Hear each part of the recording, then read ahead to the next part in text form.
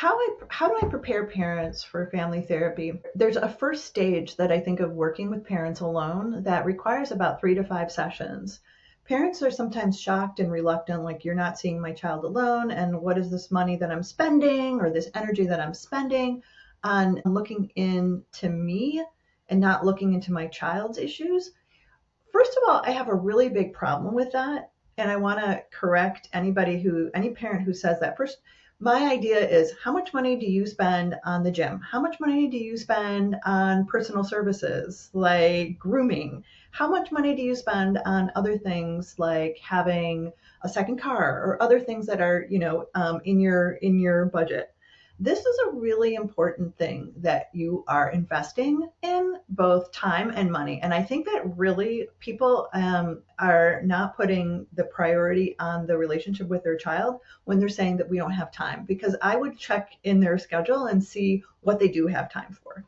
So I don't compromise on that. And the reason is because that preparation stage is really, really important. One of the things that I focus on is, first of all, I want to look at the parent's own attachment history, how they were raised, how they experienced such things as dinner time, where there are a lot of fights and yelling at dinner time. Did you even have dinner together? Were there fun times between you and your family members and your parents? How was affection demonstrated? How were you disciplined? Were there a lot of separations between you and your parents during, maybe there was business trips or illnesses or other things where you were sent away for a period of time? Those things really affect the way you parent. And parents aren't aware that they're actually translating or putting onto the child maybe the opposite of what they experienced, thinking that that is optimal for their child. My parents were yelled at me, so I never want to yell. And that's not balanced either.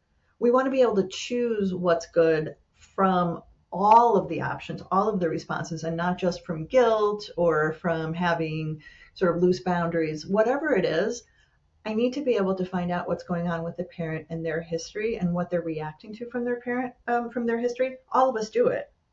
So that's one really useful piece of preparation and making that link. Another thing is to help the parent to look inside and see, where are they on their capacity for emotional regulation. So we all get triggered. We all have episodes where we either explode or we retreat, and we say things like, I give up, or we say, you don't deserve me as a parent, I'm going to run away. The things that people say to their kids, it's really normative to just get to the end of your rope. And these explosive or withdrawing or other kinds of reactions that parents have when they're at their end of their rope, I want to be able to gauge how I can help them to calm themselves down and regulate themselves and repair with the child if they have had, times where they're yelling or they are retreating from their, withdrawing from their child. So I teach parents emotional regulation skills for themselves. That is the key piece.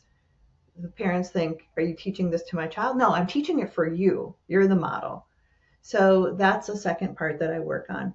And then the third part is skill building around having conversations with your child at home that are focused on really making your child feel heard.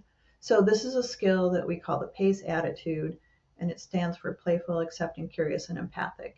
And a lot of times parents are very, very busy trying to cajole and convince and to moralize their child. And in this learning, parents of this attitude called the PACE attitude, they learn how to listen, how to make the child feel deeply heard and connected to and understood, and that is actually the focus of most conversations. Most of the time, that's what your child is needing. That's what I teach them, and we role play it. So there's a real part of skill building that I think is super necessary for this first phase of helping the parents to prepare, to be ready to improve their relationship with their child.